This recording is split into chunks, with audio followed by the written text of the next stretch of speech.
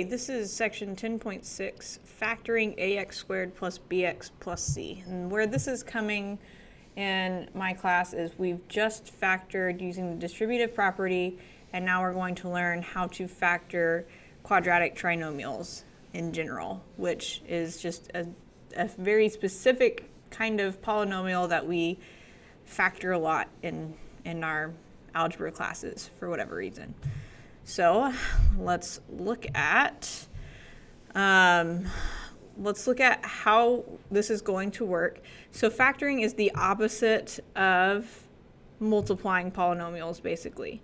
Is when you multiply two polynomials together, you end up with something that could be factored back into those original two pieces.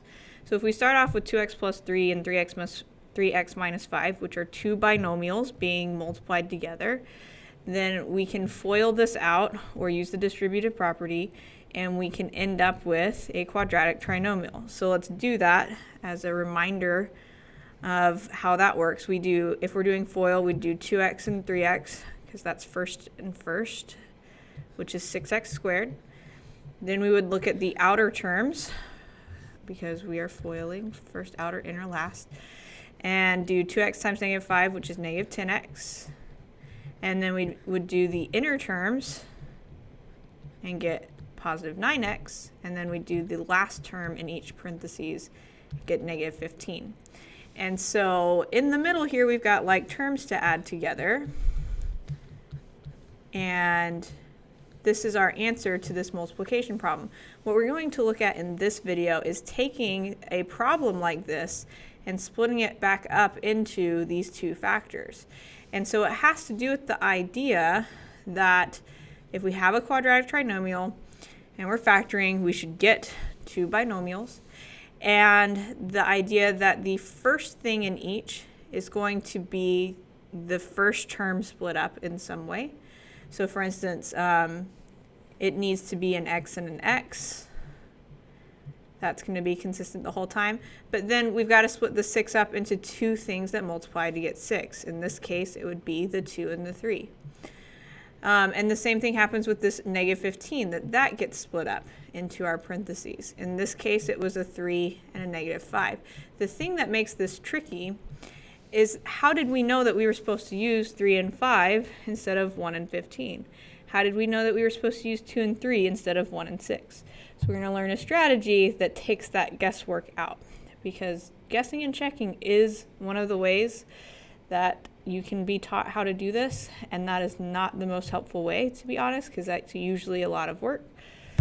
So there's other methods that you can learn, and if you don't like the method that I'm going to teach you, you should Google factoring quadratic trinomials and see what you can come up with, because there are other ways.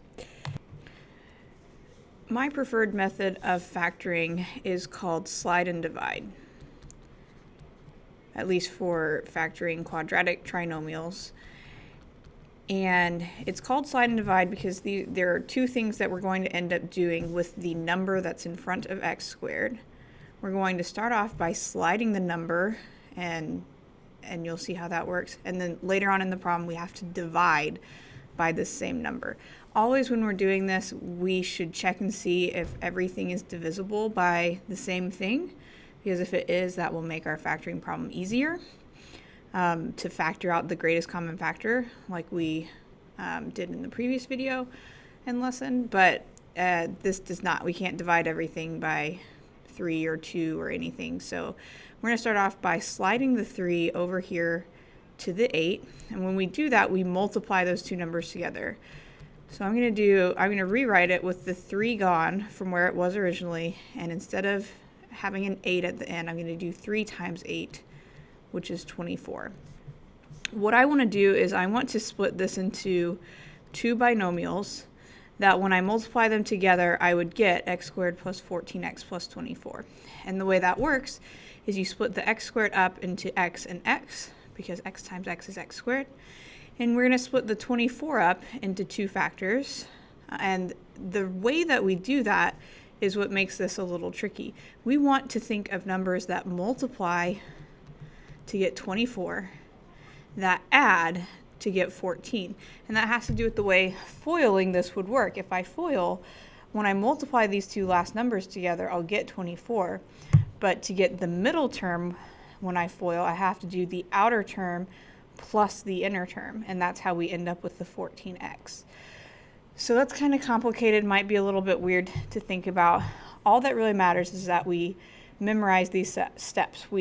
At this point at least, that we moved the 3 over here to the 24. We said, what do I multiply together to get 24 that also adds to get 14? So sometimes we will do this the wrong way, where we'll try to come up with things that add to get 14 and then try to check to see what multiplies. And there will be more things that add to get the middle number than multiply to get the last number. So it's easiest if we come up with the factors of 24 until we figure out which of these adds to get 14. You don't even have to do this if you just happen to think of it. You may have been for the last minute screaming at your computer saying, it's 2 and 12, it's 2 and 12. But if that was not immediately obvious to you, that the factors of 24 that add to get 14 are 2 and 12, it is helpful to make a list of factors.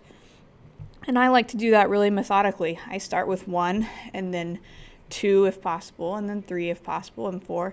And that way, the chances of me missing out on a factor is much lower than if I just try to come up with them in some random order. So the pair of numbers I want is 2 and 12 because they multiply to get 24 and they add to get 14. And so it does not matter which order I put it in. But one of these parentheses, I'm going to put the 2, and I'm going to put a plus because it's positive, and I'm going to put 12 in the other one. You can do this in the order I have it, or you could have it switched around and have 12 and then 2. That does not matter because we're multiplying these two parentheses together, so the order of the parentheses doesn't make a difference. Now we're ready to do the divide part. So earlier we slid the 3, now we're going to divide by the 3, and we're going to do that with these numbers. And here's the rule, is that we are going to simplify each of these if possible. For instance, 12 over 3 does simplify and give me 4. 2 over 3 does not simplify at all. So what we do whenever we end up with this number on bottom that we can't make it go away, we put that number in front of x. So that this is 3x plus 2. But this did simplify and gave us 4, so it will be x plus 4. Now, this can be a little confusing, and one of the key things here is to go through and practice doing these steps multiple times until you have them memorized and have the hang of them. Your answer could have had the x plus 4 first and the 3x plus 2 second, and that would still be right. So if you wrote it this way instead, that would be okay. But we're just going to do some more examples to help you get the hang of what's going on. Example 2. Also, the instructions here say factor the trinomial if possible. If it cannot be factored, write not factorable. And I do want to point out that usually as a teacher, your teacher wouldn't give you if you have 10 problems, most of them are going to be factorable. So if you're writing not factorable on half or more of the assignment, you're probably just not thinking of the factors and need to spend more time thinking about it. Because just like how usually we don't have no solution be an answer to most of our equations, because that's not as helpful as you actually having to do the problem. Keep that in mind, that you really, really want to make sure that you've thought of every single possibility before you write not factorable. So on this, we're going to slide the 2 over to the negative 12 so that this becomes a squared minus 5a minus 24. And we're going to split this into two parentheses, and the parentheses aren't going to have x's because that's not our variable. They're going to have a's. And we just did the factors of 24, but this time it's a negative 24. So personally, when I make this list, I don't worry about the negative until after I've come up with what the factors are. I just make my list like I did on the last one.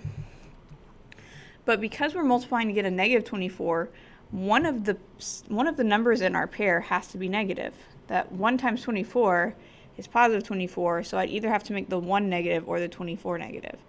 So when we're trying to come up with the right thing to get negative 5, we actually need to think of it like we're subtracting to get negative 5. So I look at these pairs and I say, which of these is 5 apart, so that when I subtract I can get negative 5. And that would be 3 and 8. And so then the key thing is knowing which one to make negative. Should I make the 3 negative so that I'm doing negative 3 plus 8? Or should I make the 8 negative so that I'm doing 3 minus 8? Which of these gives me a negative 5? And it would be the second one. So the bigger number needs to be negative in order to make the middle of this negative. So I'm going to have plus 3 and minus 8. Or I could have the minus 8 first and the plus 3 second. But it is crucial that we get the right signs. Crucial may be a bit of an extreme word. If we want to get the problem right, we need to have the signs with the right numbers. You're saying something totally different and totally wrong if you put negative 3 and positive 8 or any other combination of signs than what I have here. Now we're ready to divide by the 2. So if it divides, we go and divide it. If it doesn't, we move the number that's on bottom in front of our variable. So this is 2a plus 3. And this is a minus 4. Keep in mind, you can check all of these problems by going back through and foiling. I can foil this that I have here at the end and say 2a times a gives me 2a squared. I can say 3 times negative 4 gives me negative 12. And then I can do the outer and inner terms together, which is negative 8a plus 3a, which is negative 5a. And I can see that, oh, this really did work. It really gave me the two binomials that when you multiply them together give you this initial trinomial. So in some ways this is a little bit easier to do well as long as we're willing to just check our answers on our problems, because there's a very clear way to check to see if you got it right or not. Example 3. We're going to slide x squared minus 5x. This is minus 36. And then we are going to come up with the factors of negative 36. So 1 and 36, 2 and 18, 3 and 12. And again, if you think of it right off the bat without having to make a list, that's fine. But if you sit and stare at it for about 30 seconds and you haven't come up with it yet, you should probably make a list. And that will be easier for finding it if you don't immediately think of it. So we want what subtracts to get negative 5, which will be the 4 and the 9. And I need it to be a negative 9 and a positive 4 in order to get a negative 5. So we're going to split this up to x minus 9 and x plus 4. We're going to divide by the 6. Now, we can't actually divide either of these numbers by 6, but we can simplify them. So that's what we want to do right now, is we want to say that 9/6 is the same as 3/2. And we want to say that 4/6 is the same as 2/3. If we don't do that step and we just move the 6's in front, what we get will not actually be the correct answer. Now that they're simplified, the bottom numbers did not go away, so we do move the bottom numbers in front of our x's. So this is 2x minus 3 and 3x plus 2. We can confirm that by foiling, or at least doing the first and last part of FOIL. 2x times 3x is 6x squared. Negative 3 and 2 is negative 6. So chances are that the outer and inner terms will add correctly to get the middle number. I feel like if you screw this method up, then here at the end you would get something that would be glaringly wrong. Like up here, if we had just said, oh, this is 6x minus 9 and 6x plus 4. Well, as soon as you go to FOIL it, 6x times 6x is 36x squared, not 6x squared. So we should have known right away that that was incorrect and that we needed to do something else. So if it can be simplified, you simplify before you move the bottom number in front of your variable. Example 4. We We're going to slide the 8.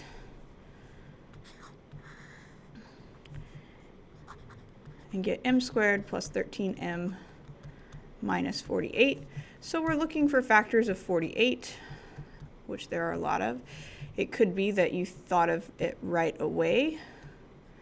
2 and 24 is not close enough together so that when we subtract 3 and 16, see, that's one of those factors that would be probably not something that we would think of right away. We don't necessarily have to keep our list going now if we stop and say, oh, 3 and 16 works. If I'm going to subtract to get a positive 13, that means 16 needs to be the positive because it's the bigger number. So this will be m plus 16 and m minus 3. We're going to divide by the 8 that we slid earlier. It divides in this first parentheses and gives us 2. It does not in the second parentheses and doesn't simplify at all, so it's 8m minus 3. And then we can go back and look at this. M and 8m gives us 8m squared. 2 and negative 3 gives us negative 6. And we could look at the outer and inner terms and see that they add to get 13m. So this last problem is an example of what would not be factorable, so that you can see how we would go about deciding that it's not factorable. We still basically need to at least start the problem. We at least need to get to the point where we've made our factors of 56. So 1 and 56 don't subtract to get negative 17. 2 and 28 don't. It's not divisible by 3. It is divisible by 4. And 4 goes in 14 times. Those don't subtract to get 17. They add to get 18, but that's not good enough. Oh, this was supposed to be an N, by the way, not an M. That was a mistake. So if you were like, wait, what do we do if they're different letters? They shouldn't be different letters, or this whole thing doesn't work. So those should both be either N's or M's. The only other factor is 7 and 8, and we're needing to subtract to get 17, and that does not work. So because I've listed all of the pairs possible and tried to subtract them to get negative 17 and none of them have worked, that's when we can stop and say not factorable. But if you haven't made a list on your paper to say, oh, I don't think that this is factorable, then you probably have not thought about it long enough. And it could be that you're taking the easy way out and saying it's not factorable when really it is. Because like I said, the majority of problems that you are given in a math class will be factorable, because that's kind of the whole point, is that you're supposed to be factoring. So like I said at the beginning of the video, this is just one method for being able to factor these trinomials.